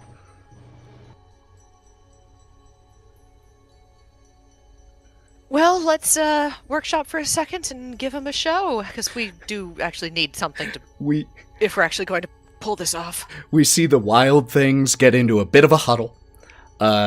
Gideon excitedly making recommendations that don't make any sense in terms of a narrative of just like, and then an owlbear! Just makes no sense. Trying to get Juniper included. And eventually we see as you all break apart and are ready to put on a quick performance. Could I get everyone, please, to roll me a performance check, a group performance check? Next time, you guys are just gonna have to like require me to do acrobatics because I have a -1 in performance. The only time I roll good. Hey, good. Shout him out. Semi good. It's the best card. 11. 17. 21. 21! 12. And if I can maybe use, like, minor illusion, kind of sprinkled throughout there to kind of amp up some of the lower numbers, like when people kind of, like, trip, or I can, like, sprinkling, like, the clang of swords and, like, dramatic music. Absolutely. And I can use prestidigitation to do like little lights and like puffs of fire or smells and stuff. Yeah, is there any... So, if my math was correct, you all got an average of 16 here. So, I would love you all to, with Wraught mentioning how she was helping with the sound effects and things like that, Kieren with little light effects and all that. Anyone else want to add in any details of this performance? V would be pulling out. Oh, sorry, Otto first. Otto, go for it. Okay. V would be in the background of the whole scene, pretty much in the back, having pretty much a lot of different fabrics. She'd be pulling them out and sort of doing a dance with the fabrics that allowed a whole little backdrop of a scene. Whenever it became more ocean or something sky related, she had the blues and the cool colors, and then the warmer colors coming out and like that. Like an interpretive dance, but the set. Okay, I love it. Take a luck point. Maybe thaumaturgy just to project voices better. Beautiful. Nothing like those loud, sonorous voices to really give the gravitas of the performance. Take a luck point. Absolutely. Otto. Otto would be doing the most modern dance of fighting that you could think of, with using a bow and an arrow and his swords, while incorporating Gideon as him following in my footsteps as well. Your squire! Prince Gideon. Oh, Yeah, Prince Gideon. Oh, goodness. All right. Prince Gideon, because technically he is Prince Gideon, because he's my son. So yes, Absolutely. Take a luck point. Bodie. yay. Bodie is going to use Juniper's size advantage as well as his own to, okay, Grogu, just get on the back of here. And he's going to try to sit on her back, and he's going to hold his trident up as if mounted in combat, giving her scratches, encouraging her to rear up slightly and give a sound to the point where when her feet hit the stage, you have this thunderous sound of these heroes coming in. And I think for us, like, one of us is perched on each of Melon's like biceps, like he's got Kai on one. Oh and no, me on what I the got other, going on with, is like, I've got my wings arms out. behind my Well- back. Each of you are in one of my hands, so like one arm of each of yours is out. So that it looks as close to a three-headed creature as you can simulate here, with Melon in the middle, Kieren on one side, Wraught on the other, waging battle against a turtle mounted on a owlbear, a herringon archer with Prince Gideon along fighting behind, and all the while the incredible, beautiful scenery behind telling the story of this combat. And how does this little performance end? With the beast slain, but the heroes grievously injured. Who is the one of the heroes who survives the fight? The Gideon. prince. Gideon. Same page, same page. Let me. All right, you all insisted that it be public before, so I'm just Nah, gonna roll a Gideon, performance check do for it. Gideon. Ah, Even with a Oh, man, you minus got this. 2, It's okay. even with a minus 2, Gideon gets a 15. And so, as Bodie and Juniper and Otto lay slain on this battlefield, the scenery behind going, and the beast, the scenery behind no, going. V and V. No, V's the scenery. No, V's V's scenery. in the background. I'm the sky And plus it struck the out in ocean. rain. I am I'm so sorry, I'm yeah. everything. I'm so sorry. Backstage It's props. sad raining now. I'm the blood Costuming. that's flying out just randomly. Yeah, with the beast having been slain, 2 of the heroes laying here dying, the scenery behind going from a victorious sunscape orange color to a darker blue that evokes the feeling of rain and storm clouds. We see Gideon collapse over the forms of Juniper and Bodie and Otto. No! My family! The end, everyone, come on, now we do the bow. And he just immediately breaks character and We're gonna have to hops find up. some better final lines for that. It was unscripted, so I give him some props for having never seen play He's a one. blush. Any Great. credit workshop. Great improving. Good job. Yeah, bud. yeah. And the He watches a lot of Dropout on his iPad. Paratons, TriPad. the Greyhawk mowers all give bobs, excited bobs of their vulture-like heads with their large antlers, just the closest to snaps or applause that they can give in this form. And a few of them even lightly stomp their hooves where they are. Quite fine, quite well done. While I'm not sure if in our prime you would have concerned us much for bookings, you all have the making of quite a splendid troupe amongst you. Well, sir, if they're going to be moving forward, perhaps you should tell them a little bit about what they should expect. We wouldn't want such talented young performers to meet an untimely end before they're able to get their first headliner billing. Yes, that. Well, I can only assume that you all, based off of your performance, are not thespians by trade? I mean no offense by this assumption. Some of us more than others. Mostly acrobatics, but Does monster by trade count? This was my first time. You were so good.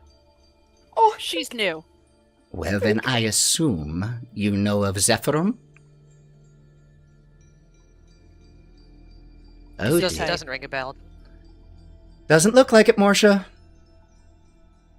Zephyrum's a dragon that lives up ahead. You Didn't know his name. This, We knew about this is the problem. Does Zephyrim like the theater? This is the problem with the young actors. They have no awareness of drama and simply lay the lines out there with no build-up or any... Oh, will you be quiet, old man? I've been on the stage since before you... Yes, I know. Dragon, Zephyrum, big angry bastard. Be careful of when he roars. It'll knock you flat on your ass. Right, and I'm guessing he doesn't have a taste for theater. We have never tried to present to him, never had the desire. You should also know, Zephyrum has, well, according to what we've heard, this has been his lair for some time. Many of these tunnels, as a matter of fact, are his doing. A digging dragon. Better and better. So a gopher. No, a dragon. Oh. Badger mole. Did they say how to defeat it? No, but they did say that its roar is terrible. Oof. It can also walk Or on like the stinky walls. breath? Can it fly? Well, of course it can fly. It's a dragon. I've seen wingless dragon. Not the point. What does Wingless it dragon. breathe? What color is it? Well, bluish in hue. I have yet to ever personally witness it breathe anything. However, I have heard Georgianol say that it is a storm of a dragon. And I don't Oh, are believe they he to be cozy? one with... Well, cozy might be a bit of a stretch. Georgianol has an agreement with Enderlin Moongrave, and Enderlin Moongrave has an agreement with Zephyrum. Georgianol helps to carry out that agreement on her behalf. Is he feeding? He feeds people to Zephyrum. Remember, he said he was going to walk us down there. You are probably right. Rude. What did they just say, Wraught? What are they talking about? just telling us about the dragon, but apparently the dragon and Georginal have an agreement, as well as one with the hag Endelin. It sounds like the plan was for him to guide us down here and feed us to it. Do they know where the dragon located? That Can way, we just completely avoid? Should we just avoid? I would normally say yes, but if this is the type of dragon that she could call up on command if we start making some serious trouble, it might be better to nip this in the bud, so to speak. No offense, Gideon.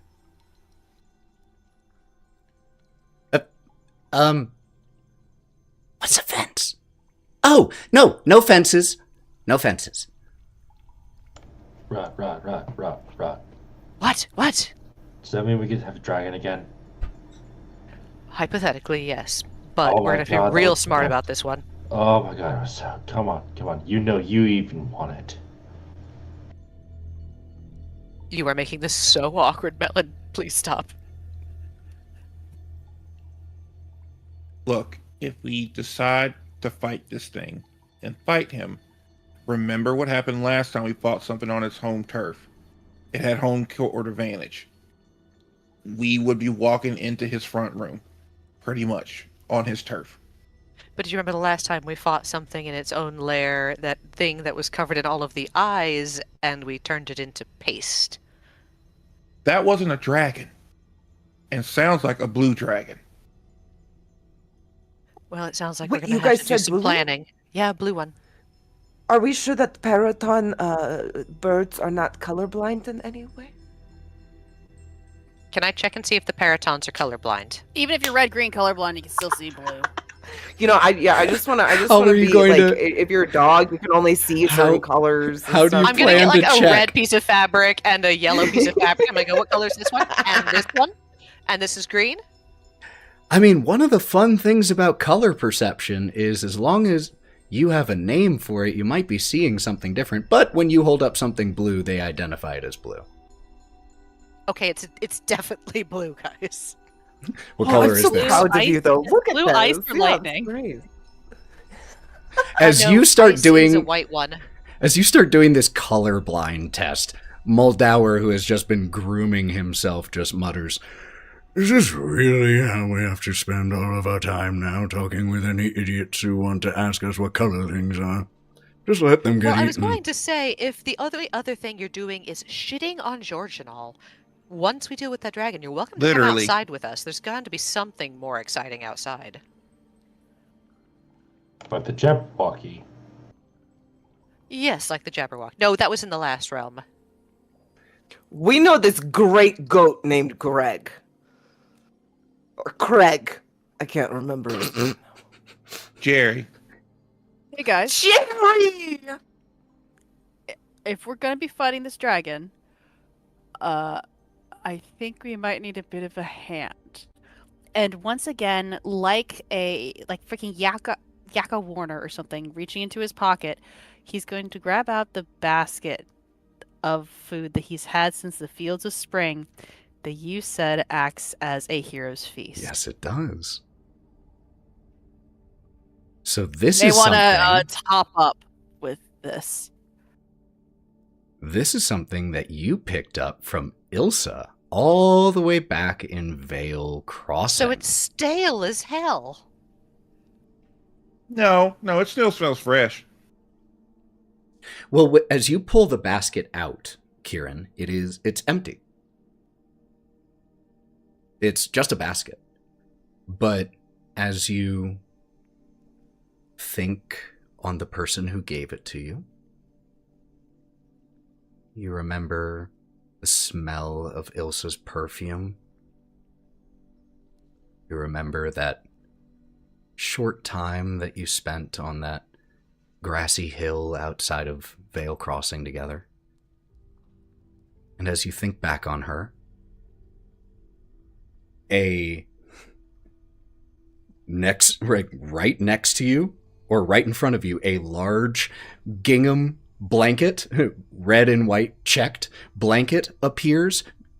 There are 1, 2, 3, 4, 5, 6, 7 place settings, counting Gleam, that appear here. And food just begins to pop, pop, pop, pop, pop on the blanket and in the basket. There are blocks of cheese and fruit, a charcuterie board, and a number of pastries and breads that look very familiar to you, Kieren. Is there enough to give some snacks for the Paratons as well? Absolutely. I know they can't be included in it, but I want to give them snacks. Absolutely.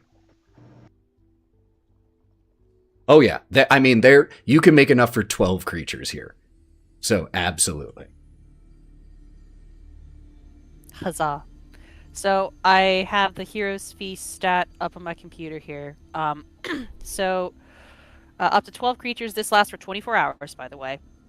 A creature that partakes of the feast gains several benefits. The creature is cured of all diseases and poisons, becomes immune to poison and being frightened, and makes all wisdom saving throws with advantage. And its hit points maximum also increases by 2d10, and it gains those hit points. So, do you want me to roll the d10s, or does everybody do it individually?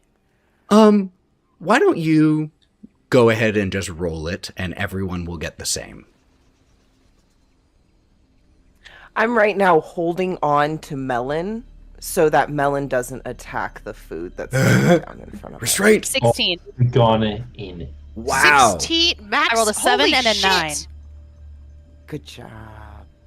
Dang, on 2d10, that's huge. So everyone, your max HP increases by 16, or you said 16? Yeah, 16. Yep, 16, and it's not temp. It's your max. Yeah, and that lasts for 24 hours. Holy shit. Boy. You also will gain those hit points. So not only does it increase by 16, you are at that max hit And it point was level. immunities to what? Being frightened. Hang on, let me go back to the page. And It is poisoned. immune to Yep. poison, damage, Being and the frightened Damage, condition, and you make wisdom saving throws with advantage. Correct. Whew. All right. You all That's crazy. see this So feast good. come out. It's going to eat a full helping of this. I mean, there's a lot of food. It's going to take you an hour to eat all of this. So everyone can have a short rest if for any reason you need it at this point. Digestion. I was down 1 HP. I needed it. There you go. Roll any die. You'll get it back. I'm gonna take some of the food and like kind of grind it up and dig a hole in the dirt, put it down, mix it up, and then give it to Gideon. Just kind of sinks his roots into it. Cheesy. We're gonna work on your diet. Why do I know what cheesy is? That's especially weird because that was salami. Is that not cheese? My whole meal. No, salami's meat. Meaty. Yes. He's looking And- over at Gideon, Juniper and just bro. nodding, going, "Good job, Juniper," because Juniper's eating and Juniper is Of course. basically eating a log of salami right now. And when I say log, I don't mean Love that for her. human-sized log of salami. I mean log-sized log of salami. Can Melon be going bar for Juniper? Absolutely, just Bam for bam. Bam for bam. just very cartoonishly, the two of you bite, just seeing which one of you can get And to then the there's a middle little, first. Lady in the Tramp kiss. Oh in the no, there's middle. no kiss. It's a fight. Yeah, go ahead and just roll me any d20. Let's see which one of you comes away with the middle. 18. I got 17. Holy Yes! shit. You get there just a millisecond before the owlbear and manage to rip it away. Now, she didn't quite realize you were playing a game. She was just eating that paste because she's an owlbear. But yeah, you managed to Yeah, get girl. 51% of the log of salami, and you are quite stuffed. Impossible. Continue eating. It's in character. It's an actual stomach of holding. Anyone else wanting to do anything over the course of this feast or anything? Yeah, Wraught? Just a thought. The Periton said that it has a really bad knock your ass down roar. So, I mean, I'm assuming that, for light or whatever, we have a couple of candles or something. Can I start making us earplugs out of candle wax? Sure. Absolutely. It might not help at all, honestly. With the dragon roar, I don't know if candle wax is going to cut it, but I don't have any other ideas. Take a luck point anyway. I love it. We'll see. I mean, if they took the time to warn us about that, that feels important. Okay. Anyone else wanting to do anything? V's just continuing to whittle the thing she was whittling earlier. Got it. Gonna meditate and snack. And probably smoke a joint.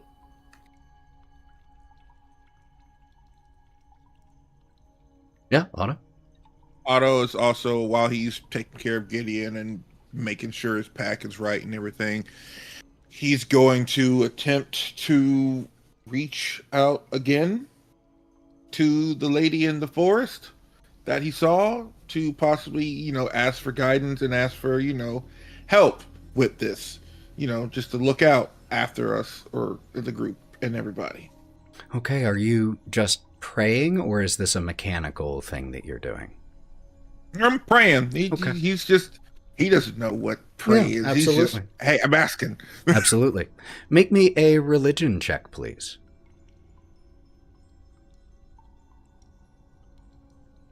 13.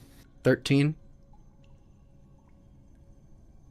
You don't have any visions or anything like that, but the simple act of prayer, of having that moment of reflection and calm and connection, even a distant one, with the Lady of the Forest.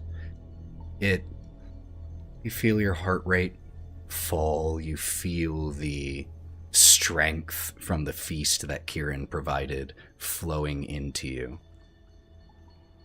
And you feel an overwhelming conviction that you are on the right path.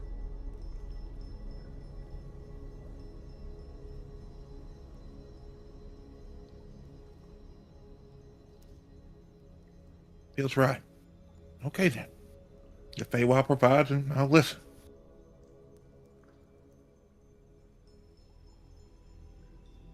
As you all have been eating this, the Paratons partway through, again, they've said flat out that what they are doing, they do out of boredom, and they're bored. And so they go flying up and just begin roosting in the crevices and the overhangs above this little alcove, just not giving you all any more attention at the moment. So after you all eat, take a short rest, would you be doing anything? Would you be pushing forward? Yeah, but I think we should do it extremely quietly. Okay. I'll try. Could I please get a group You can stealth do it, check? Toad. You can do it, Bodie, and I just pat him on the side for guidance. So there you go. Nice, nice.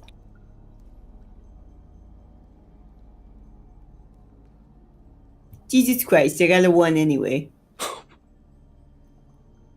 Is there And that something one? I can do about this? Something No, you I got can a do 2 about it. minus 1, actually. I mean, and a you could 1 on my silvery D4. barbs if you wanted. You could silvery barbs Bodie's failed roll. Use your guidance. I'm Use just your saying guidance. if there's I I know did. something. You Give me haven't- 1. Yeah, you have luck Right? points. Yeah. No, it's when I make an ability check. Fuck.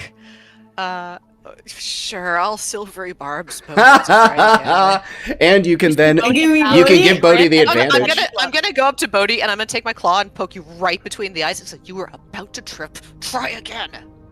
Oh, holy shit. Oh. And you get to give someone advantage with silvery barbs, so you can give Bodie advantage I'm on gonna this check. give it to Bodie again. Okay. Thank God. Because So now you get to reroll with advantage. Oh my god. That's pretty cool being able to do that, not gonna lie. It's rare that it can ever work with your teammates. Let's but go, 18. We needed better than 3 me. rolls. Needed 3 rolls. But we fucking got there. Heck And one of my heck. fucking spell slots. Sorry, thanks. We appreciate it. Look at me, Wraught. Look at me. Don't you give me those big sad turtle eyes. I don't believe it for 1 second. Thank you. Okay, so Bodie ended up with a 19. What did everyone else get? 14. 16. 17. I got a 14, but I'm gonna put 2 towards it for a 16. Okay. I rolled an 18, but I have disadvantage. I rolled a 13 plus 2, 15. I'm going to pump 3 points into it for an 18. All right, my man, you got to give me the total when you say that, because I was using a calculator and I had to delete the total 18. like 4 times. It was like, it was an 18, but it wasn't an 18. It was a 13, but I have a plus 2. It's a 15. Then I had, damn it, man. 18. All right. So we ended up with an average of 16.6 repeating. So 17 rounding up. Okay. You all quietly ventured deeper into the Howling Mind's lower layer. Let me adjust one thing here really quick, y'all. Get my ambiance going.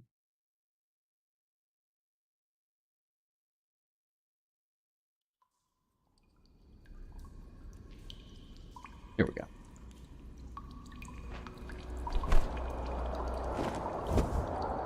Ooh, don't like that. Don't like that.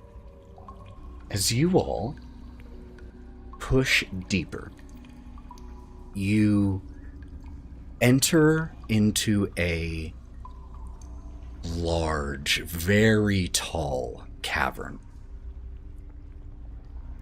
Those same purples and blues and teals from the glowing gems here illuminate this space, which is very helpful to being able to see.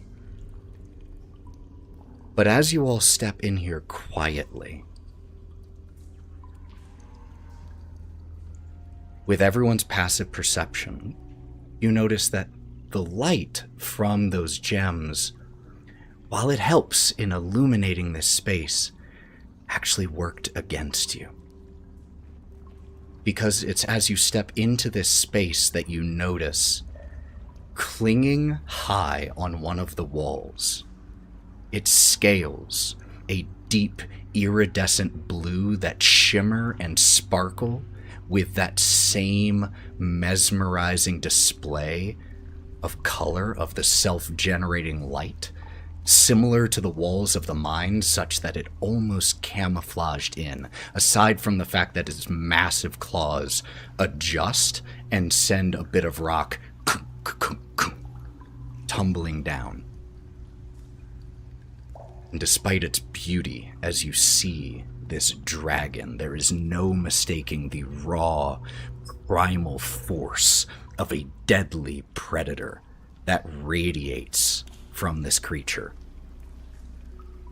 And as you all walk in here, one of its large eyes opens, dilates, and flicks towards you all. And there is a fierce, incredibly loud roar that causes some of the rock from overhead to start to tumble down. Kung, kung, kung, kung, kung. And as it roars and begins to push off of the rock and fly towards you all, preparing to strike, that's where we'll pick up next time. Of course it is. Of course it is. We will pick up That's next your line. time. That's your line. Just like they all have that line. I'll let That's you where we'll know pick up next its time. passive perception is 20. You all were very close. That would have been so very hard close. to get. It was Should've put very every luck close. point in. I should have put every luck point in. Whew! We will start off next time with a dragon fight, y'all. So come back for episode 68 of The Wild Beyond to see what happens as the wild things take on the dragon, Zephyllum. Thank you all so much for being here tonight. What an incredible crowd here in the stream. Thank you, thank you, thank you. Before we head off, please don't go anywhere because we're going to raid, and I want to let these incredible people let you know where you can find them. So, Sally, where can people find you when you aren't here rolling dice? Hey, you guys, Sally Quinn Creations. You can find me everywhere at Sally Quinn Creations. We're rocking on Twitch all the time. We're on Instagram. We're just trying to stay sane. Make sure you stay sane and take care of yourself out there. Thank you, Ethan. Thank you. Sarah? I'm Sarah on various... Oh my god, that was the most terrifying sound. On most platforms, you can find me as Califrac. I don't really post much, but, come say hi if you want to. Mav?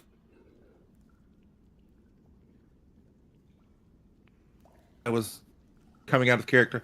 Hey everyone, it's your favorite black guy on the internet here. You can find me here on Twitch at Digital Clubhouse TV, where I play a wide variety of video games. I'll be live tomorrow at 2 p.m. Eastern Standard Time with the homies playing, I think, Marble Rivals or Fortnite. It doesn't matter. We're playing something cool. And then I'll be back again on Wednesday at an earlier start time at 7:30 p.m. Eastern Standard Time, where I'll be trying to finish up Life is Strange Before the Storm so I can go ahead and start on Double Exposure, because I have till March 26th to finish that until the next one comes out. That's So we're just doing everything. Wait, it comes out on March 26th? Correct. Oh, it comes out on my birthday. Have fun. I know what I'll be doing. Melon. Morgan, excuse me. Close enough. Right here, not online. Working on models. And he's doing great. Really proud of his painting. He should start posting it. Joe. No. Hey guys, I'm Joe. Usually you can find me on Etsy, making dice, but right now I'm on a very much deserved break, my first one in 2 years. But when I reopen, I'm hoping to have some big chonker dice available and a whole bunch of new designs, so look for that in February. Otherwise, you can find me on most social medias under Dice Dragon Joe, where I will hopefully be posting some new art for this campaign soon, trying to take advantage of this nice relaxing break to, do some other hobbies. I heard there was a GIF in the works. Maybe. And Lauren, where can people find you? I'm here. The other half of Thousand Faces cosplay. I'm doing shenaniganry and mostly gaming. I'm playing South of Midnight currently on hard mode, baby's first hard mode game, basically. So come and watch the shenaniganry. I did mention shenaniganry, right? Legitimately, Okay. I think it is your first hard mode game that we didn't play co-op It is, together. yeah. You've It done sure Halo is. and Gears on hard. Yeah, but it of was course. Co-op. I mean, but this is solo, baby. Proud of you. Okay, So but anyway, proud. I'm doing that Monday. Okay, bye. Be good to yourself. Bye. My name is Ethan. You can find me as the Buff DM or the other half of Thousand Faces Cosplay if you want to see cosplay stuff, and I'm the Forever DM here on Go Buff Yourself. Check out Go Buff Yourself on YouTube or anywhere you get podcasts. Let's go ahead and start a raid. They are playing some Curse of Strahd using the She is the Ancient module, which is a Nice. great version if you want some guidance on how to run Strahd as she, as a woman. And I am a big fan of Femme Strahd. Both of my home game and City of the Crimson Tower use a Femme Strahd, and I think He's it's got the best women way. just falling They're over the for this fucking Femme best. Strahd. Oh, so good. That's a good girl. That's a good girl. It's a tough time look at out. Lady Dimitrescu. It works. It works. It's a tough time out there, friends, so be extra good to yourselves. Take extra time for yourself for the simple things so that you can also stay aware, because we need you to stay aware, y'all. It's a very tough time. And until we see you next time, we'll be back here before too long with another stream. I think it'll actually be... we'll be streaming some pre-recorded, some past episodes on Sunday. So if you want to watch the second episode of Under a Crimson Moon, we'll be streaming it here, 1 p.m. on Twitch, and it will be dropping on Go Buff Yourself's YouTube. Crooked Moon. Do you What did mean I Crooked say? Moon? Under a Crimson Moon. You See, go by, Crimson Tower. Crooked I Moon meant and Crimson Tower. Under a Sounds Crooked metal Moon. as hell. Actually, it sounds pretty. It sounds fucking great. cool. I've only got So, 15 get seconds. on it. I've only got Yeah, 15 well, seconds before the Under raid the happens Crimson Moon, that automatically. sounds So I love you all. Take care of Oh, yourselves. shit. Be good. And until we see you next time, stay wild, y'all. Bye, everybody. I was up against the clock on the raid.